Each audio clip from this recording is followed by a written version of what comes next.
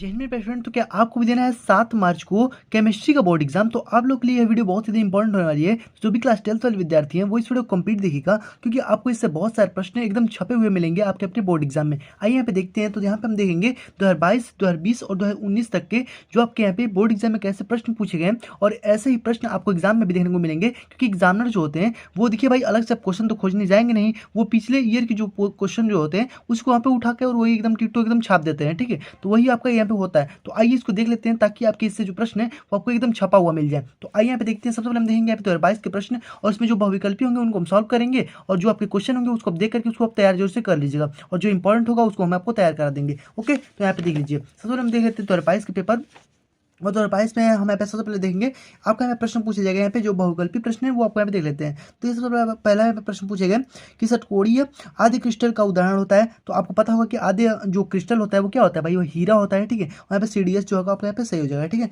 आगे यहाँ पे देख लेते हैं निम्नलिखित में से कौन सा जो कि अणुसंघ के गुणधर्म है। ठीक है, तो अणुसंघ के गुणधर्म भाई किसका होता है, तो यहाँ पे पराशर जो दाब होता है उसका होता है। ठीक है, आपको ये पता भी होगा।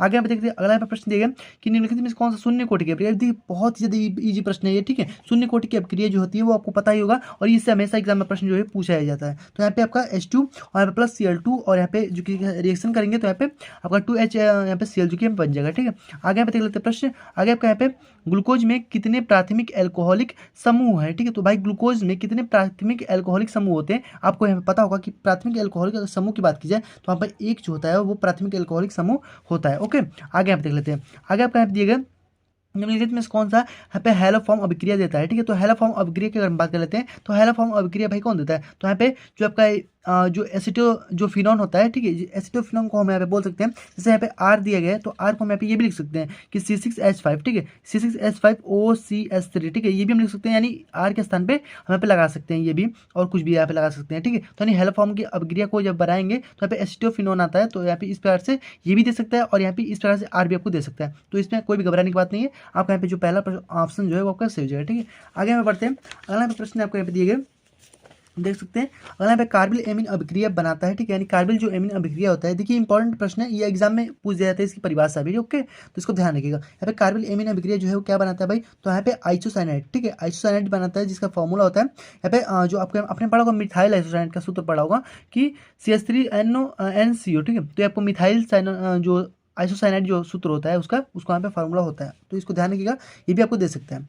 आगे यहाँ पे देख लेते हैं। तो ये आपका था बहुविकल्पी। अब हम क्वेश्चन देख लेते हैं किस प्रश्न पूछे गए, और उसको एक एक प्रश्न को ध्यान से देखिएगा, और तीनों से हम कंपेरिजन करेंगे कि कौन सा प्रश्न जो है वो कैसे कैसे पूछा गया है, और कौन सा इसमें रिपीटेड क्वेश्चन है। ठीक है, उसको ध्यान से देखिएगा और समझिएगा। तो यहाँ पे सबसे पहले आपका प्रश्न पूछेगा कि ठोस में बिंदु दोष के प्रकार उदाहरण सहित लिखे। ठीक है, तो ठोस में बिंदु दोष के उदाहरण जो कि सहित आपको यहाँ पे लिखना है। अगला यहाँ पे प्रश्न दिया गया, ये इंपॉर्टेंट है, परासरण तथा विसरण में जो कि अंतर को बताना है, दोनों में आपको समझाना है। ठीक है, ये इंपॉर्टेंट है।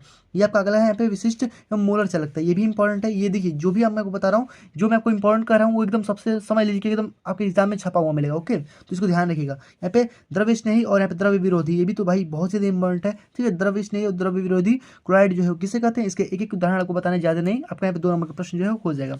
आगे हमें प्रश्न दिया गया, यहाँ पे आपका प्रश्न दिया गया कि 58.1 ग्राम यहाँ पे NaCl यानी सोडियम क्लोराइड जो दिया गया है, इकाई सेलों की संख्या जो ज्ञात कीजिए। ठीक है, तो इतने में आपको कितने जो इकाई सेल होंगे वो आपको ज्ञात करना है। ओके, आगे यहाँ पर दिए गए, यहाँ पर देखिए, अब देखिए भाई एकदम मिलाते चलेगा, उसमें मैं आपको मिलवाऊंगा जो जो आपको एकदम मिलेगा एकदम दोनों सेम टू सेम, आप उसको देख लीजिएगा। ठीक है, यही वाला प्रश्न जो है वो 2022 में पूछा गया था, मैं आपको अभी दिखाऊंगा। ठीक है, तो देखिए यहाँ पर दिए गए, यहाँ पे उप सहसंयोजक आपको IPSC नेम आपको इसको लिखना है। ठीक है, इसका आपको और इसका दोनों का आपको IPSC नेम लिखना है, बहुत ही ईजी है और आप इसे आसानी से कर सकते हैं। ओके, आपको यहाँ पे ध्यान देना है। अगला यहाँ पे मानव शरीर में प्रोटीन का क्या कार्य होता है। ठीक है, अब भाई इसको आप इजी तरीके से लिख सकते हैं कि मानव शरीर में प्रोटीन का भाई क्या कार्य होता है, प्रोटीन के विकृतीकरण से आप क्या समझते हैं, तो ये आप आसानी से लिख सकते हैं। अगला पे दिएगा गैर धातु क्या है, गैर धातु क्या है, तो मानी गैर धातु यानी धातु नहीं होगा वो गैर धातु होगा। ओके, तो इसके गुण भी आपको लिखना है, तो ये आप 2 नंबर में जो कि बता सकते हैं आसानी से। ठीक है, अगला यहाँ पे प्रश्न दिएगा, अगला यहाँ पे दिएगा भाई टिंडल प्रभाव। देखिए ये इससे भाई गजब का प्रश्न भाई पूछता है, ठीक है, हमेशा प्रश्न पूछा जाता है यहाँ पे टिंडल प्रभाव से। और ये आपका एक प्रश्न यहाँ पे पूछा गया ऊपर यहाँ पे निम्नलिखित में से यहाँ पे 298 जो कि यहाँ पे दिया गया पर जो कि नरनष्ट समीकरण। ठीक है, आपने पढ़ा होगा नरनष्ट समीकरण, उसी से आपको यहाँ पे प्रश्न जो दिया गया, इसमें EMF की गणना आपको यहाँ पे करना है। आपको यहाँ पे इस प्रकार से दिया होगा, आपको इसकी गणना जो करना है, आपने पढ़ा होगा, इसको आसानी से सूत्र के माध्यम से निकाल सकते हैं, बहुत ही ईजी होता है। ठीक है, आगे यहाँ पे दिए गए विद्युत कर्ण संचलन, देखिए दोनों आप आसानी से कर सकते हैं, दोनों ही इंपॉर्टेंट है, और ये हर साल एग्जाम में पूछे भी जाते हैं। तो आपको मैं टिंडल प्रभाव दिखा दूंगा, वो एग्जाम में पूछा गया और दोनों देखिए आपका यहाँ पे आधा आधा नंबर का है, यानी 3 नंबर का। ओके, तो आगे देखते हैं। आगे आपका एमीन जो कि किसे कहते हैं, ठीक है, एमीन किसे कहते हैं, प्राथमिक द्वितीयक और तृतीयक एमीन के एक एक उदाहरण को आपको लिखना है। ओके, तो ये भी इंपॉर्टेंट प्रश्न हो जाते हैं, इसको ध्यान रखिएगा। ओके, और जरूर से मैं जितना बता रहा हूँ तैयार जो कर लीजिएगा, इससे आपके एग्जाम में जो प्रश्न है वो छपा मिलेगा। अगर आपका फैलिंग विलियन पूछा गया तो फैलिंग विलियन के लिए क्या है और इसके ग्लूकोज के साथ जब इसको गर्म करते हैं तो इसमें क्या परिवर्तन होगा, यानी क्या इसका समीकरण बनेगा, और यहाँ पे समीकरण को भी दीजिए, ठीक है, तो वो आपको बताना है।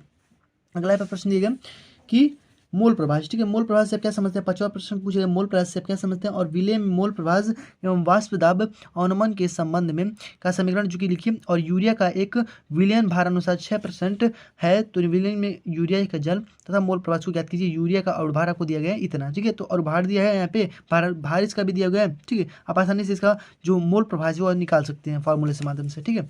तो अगला यहाँ पे दिया गया कि अभिक्रिया यहाँ पे की आणविकता यहाँ पे तथा कोटि यहाँ पे दिया गया में अंतर स्पष्ट कीजिए, यानी अभिक्रिया की आणविकता तथा कोटि में आपको अंतर स्पष्ट करना है, और इसमें 100 सेकंड में यहाँ पे पदार्थों की सांद्रता एवं सांद्रता की आधी रह जाती है तो स्थिरांक की गणना कीजिए, ठीक है। तो ये भी इंपॉर्टेंट है, आप इसे तैयार भी कर सकते हैं, नहीं भी कर सकते, कोई जरूरी नहीं है, ठीक है, ये उतना भी इंपॉर्टेंट नहीं है। आगे यहाँ पे देख सकते हैं, आगे यहाँ पे दिएगा कारण देते हुए स्पष्ट कीजिए कि यहाँ पे संक्रमण धातु है, ठीक है, संक्रमण धातु है उनके अधिकांश यौगिक अनुचुंबकीय होते हैं, ये तो भाई बहुत ही इंपॉर्टेंट है, इसको ध्यान रखिएगा। अगर आप देखिए संक्रमण धातु तथा इनके अनेक यौगिक उत्तम उत्प्रेरक का कार्य करते हैं, ये भी इंपॉर्टेंट है। और देखिए बहुत ही छोटा छोटा प्रश्न है, आपका 2-2 नंबर का प्रश्न जो है वहाँ पे पूछा गया। आगे यहाँ पे लिगैंड, ठीक है, लिगैंड आपको पूछा गया, जो आपको लिगैंड के नाम से इसको आप पढ़े होंगे, ठीक है, लिगैंड या फिर लिगैंड इसको कहते हैं यहाँ पे। और यहाँ पे संयोजक आबंध सिद्धांत है, दोनों आपको बताना है, दोनों 2-2 नंबर का प्रश्न जो है यहाँ पे दिया गया है। आगे यहाँ पे दिया गया प्रयोगशाला में नाइट्रिक अम्ल यहाँ पे के विचरण को प्रयोगशाला विधि द्वारा यहाँ पे 2 इसके जो कि गुण और यहाँ पे उपयोग को भी लिखना है, ठीक है, यानी 5 नंबर का टोटल आपका यहाँ पे प्रश्न जो है पूछा गया। यानी इसके प्रयोगशाला में आपको जो नाइट्रिक अम्ल होता है इसका विचरण जो किस प्रकार से होता है, इसकी विधि को आपको प्रयोगशाला विधि में आपको बताना है बना करके, ठीक है।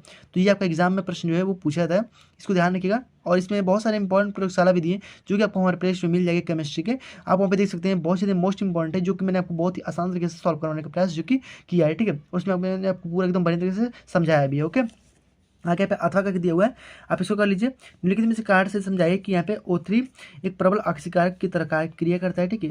अगला मैंने दिया गया I2, यहाँ पे सेम ICI यहाँ पे जो कि अधिक क्रियाशील है, ठीक है, ये भी आपको पूछे। और यहाँ पे दिया गया नीचे वाला कि HF की तुलना में HCl जो होता है वो अधिक प्रबल एसिड होता है, ये आपको बताना है। अगला यहाँ पे प्रश्न दिया गया कि S3 की तुलना में Bi जो होता है यहाँ पे S3 ज़्यादा प्रबल होता है, उपाचक होता है, ये आपको बताना है। अब देखिए भाई इसको कर लीजिए, तो भाई इतना आपको करने की जरूरत ही नहीं पड़ेगी, इसको बना दीजिएगा डायरेक्ट, ठीक है, आपका यहाँ पे काम हो जाएगा। और यहाँ पे हीलियम को गोताखोर जो कि उपकरणों में यहाँ पे उपयोग किया जाता है, तो ये आपको प्रश्न पूछेगा। ये भी 5 नंबर का है, वो भी 5 नंबर का था, ठीक है, दोनों आप में कोई ये कर सकते हैं, ठीक है। अगला यहाँ पे प्रश्न है कि मोनोहाइड्रिक एल्कोहलिक क्या होता है, इसके क्वथनांक उच्च क्यों होते हैं, और इसमें अल्कोहल का विचरण की कोई 2 जो कि विधि को आपको यहाँ पे उल्लेख करना है, ये भी आपको 5 नंबर में प्रश्न पूछा गया, ठीक है। और यहाँ पे आप अथवा करके यहाँ पे दिया गया कि क्या होता है जब भाई ये आपको दिया गया क्या होता है जब से आपसे प्रश्न पूछा गया। तो इस प्रकार से यहाँ पे देख सकते हैं, यहाँ पे प्रश्न पूछा गया और इसको आप जोर से एकदम बना लीजिएगा, जो भी मैं आपको प्रश्न यहाँ पे दिखा रहा हूँ क्या होता है जब से, आप यहाँ पे प्रश्न को एकदम जोर से बना लीजिएगा, इसी से प्रश्न आपके एग्जाम में छपे हुए मिलेंगे, तो इसको देख लीजिए ध्यान से और इसको बना जरूर से लीजिएगा, ठीक है। अगला यहाँ पे प्रश्न लीजिएगा, यहाँ पर देखिए, अब यहाँ पे हम देख लेते हैं, तो नाभिक रागी प्रतिस्थापित अभिक्रिया क्या होती है और यह अभिक्रिया कितने प्रकार की होती है, ये आपको समझाना है। यहाँ पे अथवा करके यहाँ पे दिया गया, यहाँ पे क्या मतलब कैसे प्राप्त करेंगे ये आपको दिया गया कि 1 ब्यूटेन से 2, यहाँ पे जो ब्रोमोब्यूटेन जो कैसे प्राप्त करेंगे, बेंजीन क्लोराइड से बेंजीन एल्कोहल कैसे प्राप्त करेंगे, तो ये आसानी से आप कर सकते हैं और इनको जरूर से आप सॉल्व कर लीजिएगा, बहुत ही ईजी होते हैं और आप आसानी से कर सकते हैं, ठीक है। तो आपने इसको पढ़ा भी होगा। आगे यहाँ पे देख सकते हैं, ये आपका दिया प्रयोगशाला विधि में फॉर्मेल्डिहाइड बनाने की प्रयोगशाला विधि, तो ये भाई मैंने करा रखा है बहुत ही इजी तरीके से, फॉर्मेल्डिहाइड बनाने की प्रयोगशाला विधि इंपॉर्टेंट है, एग्जाम में प्रश्न पूछा जाता है, तो ये आपको हो गया। और यहाँ पे ये आपको कास्टिक सोडा के साथ जब इसको गर्म करते हैं तो इसमें क्या जो अभिक्रिया होती है ये आपको बताना है, ठीक है। अगला यहाँ पे प्रश्न देगा, निम्नलिखित में से वर्णन कीजिए कि यहाँ पे फ्रीडल क्राफ्ट्स एसिलिनिकर यहाँ पे एसिलिनन जो आपको यहाँ पूछा गया, और यहाँ पे क्लीमेंसन ऑप्शन, ठीक है, यानी दोनों आपसे पूछा गया, तो दोनों में से आप इसको कर लीजिएगा, आपका हो जाएगा, ठीक है, ये इसको आपको करने की जरूरत ही नहीं है। आगे आप देख लेते हैं, तो ये आपका जो प्रश्न है ये यहाँ पे खत्म होता है। अब हम बात कर लेते हैं यहाँ पर 2020 वाला जो आपका पेपर है, ठीक है, इसको हम देख लेते हैं आसानी से और इसको क्लियर करते हैं। तो देखिए इसमें प्रश्न कैसे कैसे पूछे गए इसको हम देख लेते हैं। तो अगला यहाँ पे प्रश्न दिया गया यहाँ पे बहुविकल्पी में कि किस कोटि की अभिक्रिया के लिए वेग तथा वेग स्थिरांक की इकाई समान होती है, तो भाई किस कोटि के लिए होती है आपको पता होगा भाई, शून्य कोटि के लिए होती है, ईजी प्रश्न है, ठीक है। और यहाँ पे अगला हमारे पे वाष्प दाब में अवनमन जो कि सबसे अधिक होता है, यानी किस में सबसे ज़्यादा अधिक अवनमन होता है, ये आपसे केवल पूछना चाह रहा है। ठीक है, तो सबसे ज़्यादा अवनमन भाई किस में होता है, आपको पता होगा यहाँ पे जो बेरियम क्लोराइड होता है उसी में होता है, यानी 0 यहाँ पे 1 और m मोल जो कि आपका जो बेरियम क्लोराइड होगा, यानी मोल इतने मोल जो कि बेरियम क्लोराइड में आपका यहाँ पे जो सबसे ज़्यादा अवनमन होता है। ओके, अगला यहाँ पे प्रश्न दिया गया ये आपका देखिए, ये भी इंपॉर्टेंट प्रश्न है, इसको ध्यान रखिएगा। एक क्रिस्टल तंत्र में A equal to B equal to C और यहाँ पे alpha equal to beta equal to gamma equal not equal to 90 degree. ठीक है, तो यहाँ पे जो तंत्र होता है वो क्या कहलाता है, यानी ये जो तंत्र है ये आपको क्या कहलाएगा, ये आपको बताना है। तो भाई आपने तंत्र बहुत सारे पढ़े होंगे, तो उसी में से एक तंत्र जो कि आपको पूछ देता है। ओके, तो यहाँ पे चतुष्फलकीय होता है, ठीक है, षटकोणीय होता है, यहाँ पे मोनोक्लिनिक होता है, या फिर रोम्बोहेड्रल होता है। ठीक है, तो ये ऐसे ऐसे प्रश्न आपके एग्जाम में बनते हैं, तो इसमें ध्यान रखिएगा। यहाँ पे जो जो हेड्रल होगा आपका, ये आपका यहाँ पे इस प्रकार से हो जाए, यह तंत्र जो है रोम्बो हेड्रल का है, यहाँ पे ध्यान रखिएगा। ओके, यहाँ पे नॉट इक्वल टू यहाँ पे अगर 90 डिग्री कर देगा ना तो समझ जाइएगा कि ये रोम्बो हेड्रल का है। ओके, आगे देख लीजिए। यहाँ पे किसी रासायनिक अभिक्रिया में उत्प्रेरक का को प्रभाव परिवर्तन करता है। ठीक है, यानी किसी रासायनिक अभिक्रिया में उत्प्रेरक जो होता है का प्रभाव परिवर्तित करता है। भाई क्या परिवर्तित करता है, संकीर्ण जो आपका ऊर्जा होता है इसको जो कि परिवर्तित करता है। ठीक है, ये आपका क्लोरोफॉर्म प्रकाश की उपस्थिति में ऑक्सीकृत होकर क्या बनाता है, तो भाई क्लोरोफॉर्म जो होता है वो जो प्रकाश की उपस्थिति में ऑक्सीकृत होता है, ठीक है, तो उसको क्या बनाता है भाई, यहाँ पे कार्बिल जो क्लोराइड होता है वही तो बनाता है। ठीक है, कार्बोनिल जो क्लोराइड है वो आपका यही बना देगा। ओके, आगे यहाँ पे बढ़ते हैं। आगे आपका भाई प्रश्न पूछेगा कि ब्रैकेट में आपका CH3 यहाँ पे दिए गए और यहाँ पे थ्राइस दिए गए और यहाँ पे N है, तो एक या क्या है भाई, तो इसको पता होगा कि जो CH3 है तो 3 यानी तृतीय एमीन हो जाएगा। ठीक है, यानी एमीन है CH3 तृतीय एमीन। ओके भाई, थ्राइस लगा हुआ है यहाँ पे। ओके, आगे देखिए, आगे यहाँ पे दिए गए। अब यहाँ पे प्रश्नों को देख लेते हैं आगे कैसे ऐसे प्रश्न पूछे गए। तो देखिए यहाँ पे प्रश्न पूछेगा कि ये कार्बनिक पदार्थ में जलीय विलयन में जिसमें से 3 ग्राम पदार्थ की 50 ग्राम यहाँ पे जल में घुला गया है, तो यहाँ पे क्वेश्चन किस तरह से दिया है, तो अणुभार की गणना कीजिए। यहाँ पे देखिए सब कुछ आपको दिया है, यहाँ पे 3 ग्राम यहाँ पे जो कि विलयन दिया गया है, 50 ग्राम को यहाँ पे जल घुला हुआ है। ठीक है, और यहाँ पे आपका क्वेश्चन भी दिया गया है, तो आप यहाँ पे अणुभार आसानी से निकाल सकते हैं। आपको यहाँ पे जो कि जल का यहाँ पे जो आपका दिया गया है, यहाँ पे मोल जो है आपका यहाँ पे दिया गया है। ठीक है, तो मोल आपका यहाँ पे दिया हुआ है, इससे आप यहाँ पे रख के निकाल सकते हैं तीनों को। ओके, NaCl और यहाँ पे HCl एवं CH3 और COONA के लिए सीमांत मोल से लगता है कि यहाँ पे क्रमशः जो कि आपको यहाँ पे दिए गए, और इससे आपको यहाँ पे जो आपको गणना करना है। ठीक है, यानी CH3 COOH के लिए यहाँ पे जो ए आपका एंगस्ट्रॉम होता है, ठीक है, की गणना जो कि आपको करना है। ठीक है, तो ये आपको यहाँ पे गणना करना है। आगे यहाँ पे दिए गए एंजाइम उत्प्रेरण के अभिलक्षण को समझाइए। एंजाइम जो उत्प्रेरण होते हैं उसके अभिलक्षण भाई क्या होता है, इसको आपको समझाना है। तो ये भी इंपॉर्टेंट हो जाता है, ये इंपॉर्टेंट है, इसको ध्यान रखिएगा। ओके, 2 नंबर का प्रश्न है, उत्कृष्ट गैस हीलियम के साथ 4 महत्वपूर्ण उपयोग को लिखिए। ठीक है, तो यहाँ पे 4 आपको महत्वपूर्ण उपयोग को लिखना है, ये भी इंपॉर्टेंट प्रश्न है, यहाँ पे ध्यान रखिएगा इसको। आगे यहाँ पे क्या प्रश्न है भाई, यहाँ पे हाँ ये इंपॉर्टेंट है सबसे ज़्यादा कि समपराशरी विलयन जो है किसे कहते हैं, इसके एक उदाहरण को आपको लिखना है। ठीक है, ये इंपॉर्टेंट है, इसको ध्यान रखिएगा। ठीक है, यहाँ पे N प्रकार के और P प्रकार के अर्धचालक से क्या अभिप्राय है, ये भी इंपॉर्टेंट है। देखिए ये वाला जो 3 वाला आपका यहाँ पे जो प्रश्न इसमें दिए गए सबसे ज़्यादा मोस्ट इंपॉर्टेंट है, और यहाँ पर आप देख सकते हैं ये आपका संचयक बैटरियों के लिए एक संक्षिप्त जो कि लिखिए। ठीक है, यानी छोटा सा आपको यहाँ पे देना है, क्योंकि संक्षिप्त आपको बोला गया है, संक्षिप्त का मतलब होता है छोटा। ओके, यहाँ पे 2 नंबर का प्रश्न एग्जाम में पूछा गया, और यहाँ पे निम्न में संक्षिप्त यहाँ पे देखिए, यहाँ पे टिंडल प्रभाव जो है वो पूछा गया था, 2022 में भी पूछा गया था, इसमें भी पूछा गया 2020 में भी, यानी 2022 में भी पूछा गया। ठीक है, और 2022 में पूछा गया था। और यहाँ पे देख लीजिए, और नरनश जो समीकरण होता है आपने इसको हल किया होगा, नरनश समीकरण, इसको आप जो कि इसका डेरिवेशन भी देख लीजिएगा, इंपॉर्टेंट है, कभी 5 नंबर में पूछ देता है। तो नरनश समीकरण जो है ध्यान रखिएगा, दोनों 1-1 नंबर का है। यहाँ पर देख सकते हैं संक्रमण तत्व जो है वो क्या है। ठीक है, ये भी इंपॉर्टेंट है, संक्रमण तत्व जो है क्या है, और चुंबकीय एवं उत्प्रेरकीय गुण को समझाइए। 1-1 नंबर का सब है। फ्रियॉन का उपयोग जो है क्या होता है, फ्रियॉन गैस आपको पता ही होगा, वो सूंघने मतलब गैस जो होता है हंसी वाला। ठीक, फ्रियॉन गैस का फ्रियॉन जो होता है वो क्या उपयोग होता है और उसका पर्यावरण पर क्या प्रभाव पड़ता है। ठीक है, तो ये हुआ आपका स्मिट अभिक्रिया, ये आपको ध्यान रखना है। स्मिट अभिक्रिया साफ साफ आपसे पूछ देता है, स्मिट अभिक्रिया भाई किसे कहते हैं, तो ये भी आपको पूछ सकता है कि इसकी परिभाषा केवल दीजिए, या फिर स्मिट अभिक्रिया द्वारा मेथिल एमीन बनाने के रासायनिक समीकरण को लिखिए। और मेथिल एमीन तथा यहाँ पे एनिलीन यहाँ पे दिए गए का एल्कोहलिक यहाँ पे जो कि यहाँ पे के यहाँ पे पोटेशियम जो कि हाइड्रोक्साइड दिया है की उपस्थिति में क्लोरोफॉर्म के साथ गर्म करने पर होने वाली अभिक्रिया का रासायनिक समीकरण आपको ज्ञात करना है। ठीक है, तो ये आपको 1-1 नंबर के जो प्रश्न है वो पूछेगा। आगे आपको यहाँ पे दिए गए कि योगात्मक और संगणन बहुलक क्या है, और यहाँ पर पूछेगा देखिए आपको 2-2 प्रश्न के प्रत्येक के 2 उदाहरण दीजिए। आपको यहाँ पे 2-2 उदाहरण देना है जो कि आपका आधा नंबर का है। ओके, और यहाँ पे बैकलाइट बनाने के यहाँ पे जो कि रासायनिक समीकरण बैकलाइट के 2 उपयोग लिख। देखिए आपको नीचे वाला नहीं आ रहा है, केवल आप इतना भी लिख देंगे ना तो भी आपको इसमें कुछ नंबर तो मिल ही जाएगा। ठीक है, तो इसको ध्यान ध्यान रखिएगा, क्वेश्चन को छोड़िएगा मत, क्वेश्चन को जरूर से सॉल्व करिएगा, कुछ ना तो कुछ आए उसमें कुछ जरूर से आप लिखिएगा जरूर से, ये मैं आपको बता रहा हूँ, ताकि आपको इसमें नंबर जो है पूरा ना कटे। अगर पूरा अगर क्वेश्चन अगर आप छोड़ देंगे तो आपको पूरा वो नंबर जो कट जाएगा। आपको उसमें कुछ ना कुछ आपको वहाँ पे लिखना जरूर है, ठीक है, ये आप हमेशा आप दिमाग में बैठा रहेगा। आगे यहाँ पे दिए गए कि अभिक्रिया का वेग जो कि अर्थ उदाहरण से स्पष्ट कीजिए, और यहाँ पे प्रथम कोटि की अभिक्रिया के लिए 10 मीटर, यहाँ पे 20 मिनट में पूर्ण होती है, तो अभिक्रिया के लिए 75 मिनट में पूर्ण होने में जो ज्ञात मतलब जो समय लगेगा वो आपको ज्ञात करना है। तो आपका यहाँ पे जो अपने प्रथम कोटि की अभिक्रिया का जो सूत्र है उस पर रख दीजिएगा, आसानी से आपका आ जाएगा, ठीक है।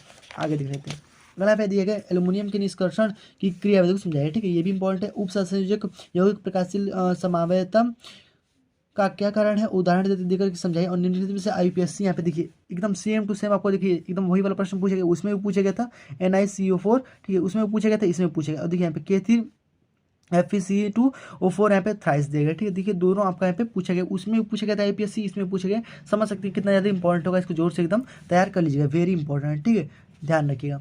आगे में देखिए साबुन क्या है और इसको बनाने की विधि, ये भी इंपॉर्टेंट हो जाता है। इसको मैंने बहुत ही ट्रिक के माध्यम से आसान तरीके से मैंने आपको बता रखा है कि कैसे आता है, ठीक है, मतलब कैसे कैसे साबुन को बनाया जाता है। और ये एग्जाम में कभी पूछ देता है, तो 2022 से 2020 में आपको पूछा गया था, 2022 में नहीं पूछा गया था, शायद 2023 में पूछा गया होगा, ठीक है। उसका शायद मेरे पास पेपर अभी नहीं मिल पाया है, ठीक है, तो इसलिए मैं आपको यहाँ पे बता पा रहा हूँ, क्योंकि 2023 से बहुत ही कम ही चांस है जो कि प्रश्न यहाँ पे पूछ पाए, ओके, क्योंकि आपके मतलब कि जो पिछले ईयर के प्रश्न है उसी से आपका प्रश्न जो कि उठाए जाएंगे। तो यहाँ पर देख लीजिए आगे यहाँ पे दिए गए फिनॉल, देखिए फिनॉल आपसे पूछेगा, फिनॉल का जो कि आपका डाइएजोनेमिक नियम जो कि लवणों तथा यहाँ पे क्यूमिन के से विचरण जो कि विधियों को वर्णन कीजिए। और फिनॉल से कोबले जो हाँ कोबले अभिक्रिया आप ध्यान रखिएगा, कोबले अभिक्रिया तथा राइमर टीमर, ये दोनों अभिक्रिया आप ध्यान रखिएगा, राइमर टीमर और कोबले अभिक्रिया दोनों ही बहुत ज़्यादा इंपॉर्टेंट है, और ये आपका एक नंबर के जो प्रश्न है आपको पूछे गए हैं, ठीक है, तो दोनों इंपॉर्टेंट अभिक्रिया है, और ये आपके एक नंबर प्रश्न जो है पूछे जा सकते हैं, 2 नंबर में प्रश्न जो है पूछे जा सकते हैं। अगर आपका दिए एल्कोहलिक विचरण के 2 विधियों को लिखिए, और यहाँ पे 3 जो कि रासायनिक गुणधर्म दीजिए, और रासायनिक समीकरण को भी हमें बताइए। तो ये भी इंपॉर्टेंट है, देखिए सब एक ही नंबर का इसमें प्रश्न जो है पूछे गए। आगे में प्रश्न दिया गया क्या होता है जब, अब इसके देख लेते हैं भाई कौन सा इंपॉर्टेंट प्रश्न है। तो ये जो है इंपॉर्टेंट प्रश्न है, आप इसको देख लीजिए जोर से, इसको हल जोर से कर लीजिए, इसी में से प्रश्न आपके एग्जाम में मिलेंगे। देखिए एसीटोन्स की आयोडीन के साथ यहाँ पे NaOH सोडियम हाइड्रोक्साइड की उपस्थिति में क्रिया कराते हैं तो क्या बनता है। फार्मिंग यहाँ पे अम्ल फेलिंग विलियन मिलाते हैं तो क्या होता है। जो बेंजोइक जो अम्ल होता है उसको अमोनिया के साथ जब गर्म करते हैं तो क्या होता है। और यहाँ पे एसिटाल्डिहाइड को यहाँ पे टॉलन अभिकर्म मिलाते हैं तो इसमें क्या होता है। और एसिटिक अम्ल यहाँ पे CaO, ठीक है, कैल्शियम ऑक्साइड के साथ इसको जब गर्म करेंगे तो यहाँ पे क्या बनेगा, ठीक है, ये आपको बताना है। और यहाँ पे अथवा करके दिया गया, इसमें क्या कैसे प्राप्त करेंगे। अब भाई इसमें कर लीजिए, इसको चाहे इसको कर लीजिए। यहाँ पे फार्मिक अम्ल से जो कि कैल्शियम फॉर्मेट, देखिए वैसे हमको ये वाला जो कि बहुत ही ईजी लगता है, ऐसे आपको बनाने में ये बहुत ही ईजी लगेगा, ओके। तो मतलब कि इसको आसानी से बना सकते हैं, या फिर ये भी ईजी होता है, इसको आप जो आपको यहाँ पे दिया गया है इसमें आपको मिला देंगे ना, तो यहाँ पे आपको केवल समीकरण बनाना आना चाहिए, ठीक है, तो आप इसको आसानी से बना पाएंगे। फॉर्मेल्डिहाइड से यूरोट्रोपिन, यहाँ पे एसिटिक अम्ल से एसिटिल पे क्लोराइड। देखिए मैंने आपको सबको ये हॉल करा है, ठीक है, मतलब कि आपको प्लेलिस्ट में वीडियो मिल जाएगी, आप उसको देख सकते हैं। यहाँ पे एसीटोन से एसीटोन हाइड्रोजन, और बेंजोइक अम्ल से ब्रोमोबेंजोइक, ठीक है, तो ये आपको बनाना है। और यहाँ पे आगे हम प्रश्न देख लेते हैं। अमोनिया का हाबर जो प्रक्रम है का उत्पादन द्वारा वर्णन। और यहाँ पे प्रवाह चित्र को देखिए, कुछ चित्र के माध्यम से अमोनिया जो हार्बर प्रक्रम होता है अमोनिया बनाने की विधि वाला, उसको हमें बताना है। और अमोनिया के 2 उपयोग, महत्वपूर्ण उपयोग को भी बताना है। तो यहाँ पे सल्फर जो कि डाइऑक्साइड के विचरण की प्रयोगशाला विधि, देखिए प्रयोगशाला विधि से प्रश्न जो है वो सल्फर से पूछ सकता है, या फिर अमोनिया से, या फिर फॉर्मेल्डिहाइड से, ये इंपॉर्टेंट होते हैं, इसको ध्यान रखिएगा, इससे इसको जरूर से एकदम मतलब तैयार कर लीजिए।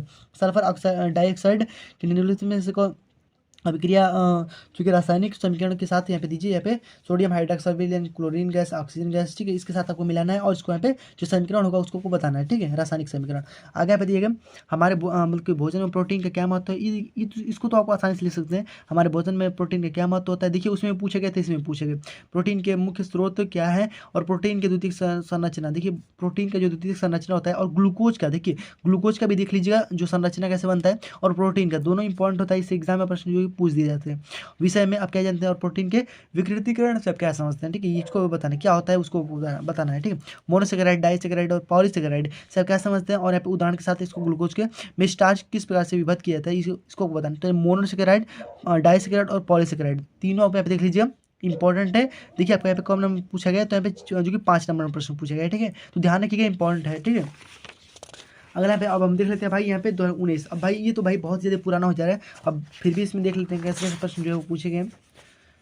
तो यहाँ पर हम सबसे पहले देखेंगे बहुविकल्पी प्रश्न। बहुविकल्पी में भाई बात कर लेते हैं यहाँ पे निम्नलिखित में से किस प्रति एकक कोशिका परमाणु की कुल संख्या 2 होती है। तो भाई किसकी भाई कुल संख्या 2 होती है, तो अंतः जो केंद्रीय घनीय एकक जो कोशिका होती है उसकी जो संख्या होती है वो 2 होती है, आपको पता होगा। यहाँ पे 5 मिलीग्राम NaCl यानी सोडियम क्लोराइड में प्रति लीटर में होता है। भाई क्या होता है, कितना भाई मोल होता है, तो आपको यहाँ पता होगा कि कितना भाई मोल होता है, तो 50 जो आपका यहाँ पे जो ग्राम मोल यहाँ पे होता है। ठीक है, तो यहाँ पे आपका ध्यान रखिएगा, इसको इंपॉर्टेंट है ये भी। 5 मिलीग्राम में NaCl यानी जो सोडियम क्लोराइड की मात्रा जो होती है वो कितनी होती है, तो यहाँ पे 50 यहाँ पे ग्राम जो मोल होता है आपको ध्यान रखना है। ठीक है, इनवर्स में आगे बताइएगा। यहाँ पर भाई क्या पूछिए कि संरक्षण से बचाने के लिए आयरन पर जो की जाने वाली जो प्लेटिंग होती है वो किस मतलब उसको किस नाम से जानते हैं, यानी धातुओं पे जो प्लेटिंग की जाती है उसको क्या कहते हैं, तो जिंक की प्लेटिंग चढ़ाती है, जिंक की उस पर प्लेटिंग की जाती है, जिंक की उस पर पुताई की जाती है ताकि उस पर जंग न लगे। ओके, आगे बताइए। प्रथम कोटि की अपक्रिया में 50% पूर्ण होने वाली लगभग कितना समय लगेगा, तो देखिए वही वाला एकदम प्रश्न है, वैसे कोई इसमें प्रश्न पूछेगा आपका इसमें फार्मूला जो कि याद होना चाहिए प्रथम कोटि की अभिक्रिया का, उस पर आप रख देंगे 50%, तो आप आसानी से निकाल सकते हैं। आपका भाई कौन सा जो है, तो यहाँ पे जो आपका T हाफ जो हो जाएगा आपका यहाँ पे लगभग 1.1 गुना जो है वो होता है। ठीक है, आगे देख लेते हैं। आगे कोई प्रश्न पूछेगा आर NH2 प्लस यहाँ पे Cl3 और यहाँ पे पोटेशियम हाइड्रोक्साइड की अभिक्रिया कहलाती है। भाई क्या कहलाती है, तो ये आपको पता होगा कि इसको कार्बिल एमीन अभिक्रिया कहते हैं। क्या कहते हैं भाई, तो कार्बिल एमीन अभिक्रिया कहते हैं, इसको ध्यान रखिएगा। ओके, आगे बताइए DNA में कौन सा क्षारक नहीं है। ठीक है, DNA में जो DNA होता है उसमें कौन सा क्षारक नहीं होता है, तो आपको पता होगा यूरासिल जो होता है वो आपको यहाँ पे DNA में क्षारक नहीं होता है, और सभी होता है, थाइमिन भी होता है, साइटोसिन भी होता है, ठीक है, एडेनिन भी होता है, ये सारी चीज़ें होती हैं। तो यहाँ पे साइटोसिन, एडेनिन, थाइमिन, ठीक है, और यहाँ पे आपको ये सब ध्यान रखना है, यूरेसिल जो होता है वो नहीं होता है क्षारक में। ठीक है, ध्यान रखिएगा, इंपॉर्टेंट है ये, इससे भी एग्जाम में प्रश्न पूछा जाता है। अब देखिए भाई इसको इधर उधर कर सकता है, आपको यहाँ पे थाइमिन हटा देगा, ठीक है, उसके साथ में कुछ और दे देगा, आपको यहाँ पे यूरेसिल अब बोल देगा कि इसमें कौन सा DNA का क्षारक है, तो आप यहाँ पे इसमें से देख लीजिएगा थाइमिन, साइटोसिन, एडेनिन, तो यहाँ पे ध्यान रखिएगा, इसको लाइन से याद रखिएगा, एडेनिन, साइटोसिन, थाइमिन, इस प्रकार से ध्यान रखिएगा। ओके, ये आपका प्रश्न हो गया। आगे देख लेते हैं।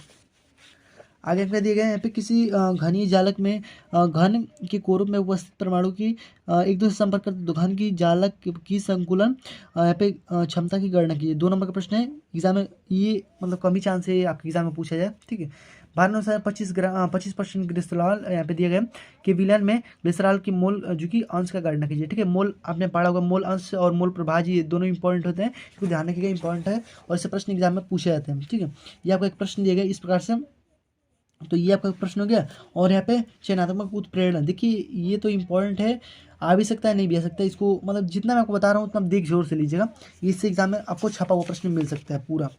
ओके, आगे आपका यहाँ पे क्लोराउस का नियम, तो ये तो भाई इंपॉर्टेंट है ही है। ठीक है, क्लोराउस का नियम 2 नंबर का, यहाँ पे आपका एक प्रश्न पूछा गया यहाँ पे इस प्रकार से कुछ प्रश्न है, इसको आप देख लीजिएगा और इसको लगा लीजिएगा। ठीक है, यहाँ पर 9 ग्राम ग्लूकोज में आपका ग्लूकोज का सूत्र दिया है C6H12 और O6। ठीक है, 500 ग्राम जल में यहाँ पे घोला गया था, तो यहाँ पे इतना बार जो है आपका दाब विलयन का क्वथनांक ज्ञात कीजिए दिए गए जल में, आपका यहाँ पे KB जो यहाँ पे दिया गया इतना आपको मोल दिया गया है, उसके हिसाब से आपको ज्ञात करना है। ओके, आपका यहाँ पे मिसल निर्माण, ठीक है, मिसल निर्माण ये भी इंपॉर्टेंट है, जो आपका साबुन जैसे होता है ना, साबुन में वहीं पे बनाया जाता है, वो भी आपका मिसल निर्माण वहाँ पे वहीं पे बनता है आपका। ठीक है, आवर्त सारणी आपको देख लीजिए, आवर्त सारणी में आपका दीर्घ आवर्त सारणी जो होता है वो भी इंपॉर्टेंट होता है, तो आवर्त सारणी से एक प्रश्न जो एग्जाम में मिलेंगे आपको, 100% मिलेंगे।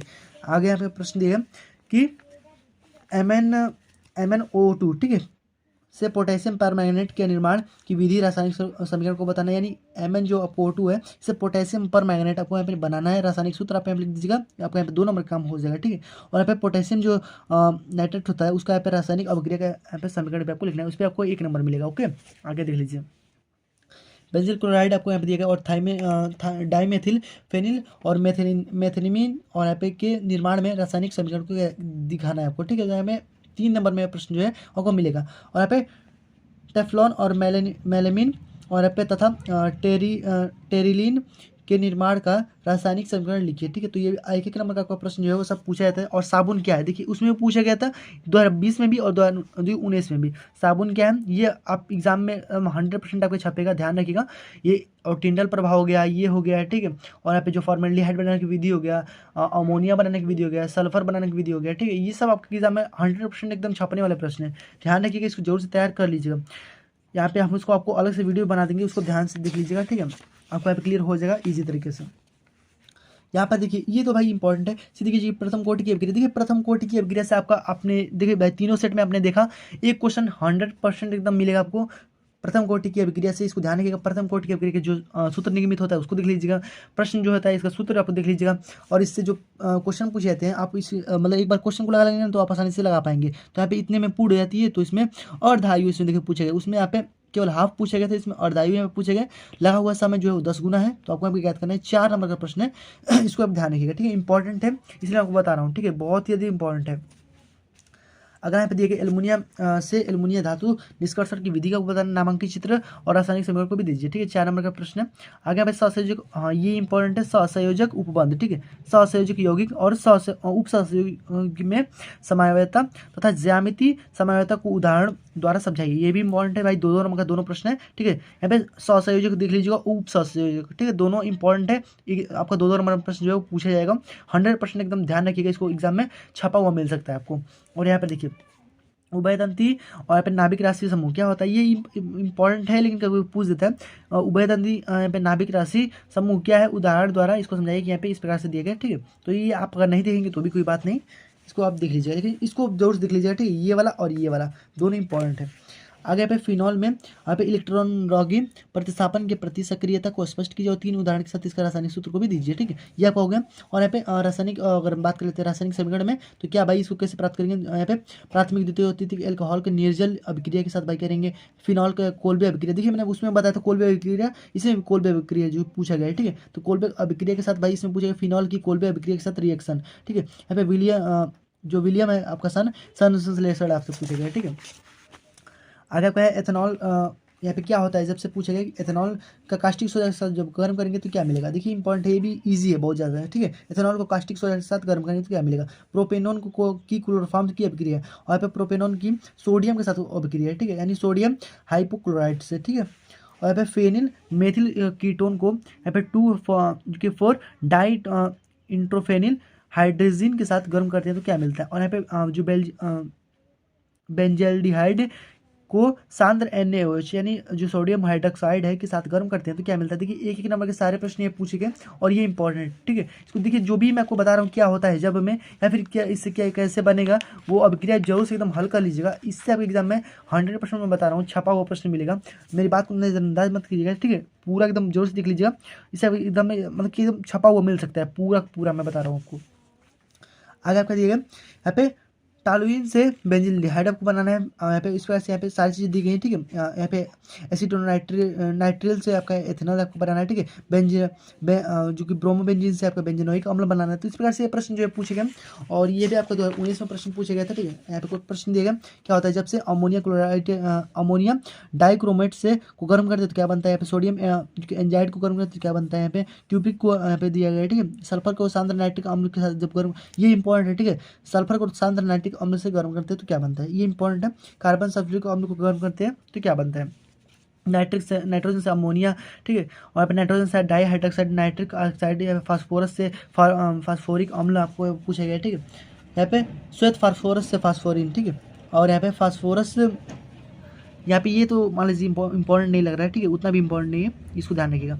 ये आपका यहाँ पे ध्यान रखिएगा न्यूक्लिक अम्ल क्या है, ठीक है, ये आपका न्यूक्लिक अम्ल क्या है और इसके रासायनिक संगठन को आपको बताना है, ठीक है। तो ये ध्यान रखिएगा, इंपॉर्टेंट है, एग्जाम में प्रश्न पूछा जा सकता है, ठीक है। न्यूक्लिक अम्ल क्या है ध्यान रखिएगा, ये आपका छोटा मोटा है, ठीक है। 2 नंबर में इसका परिभाषा दे दीजिएगा और रासायनिक संगठन को लिखेंगे तो आपको 3 नंबर मिलेगा इस पर।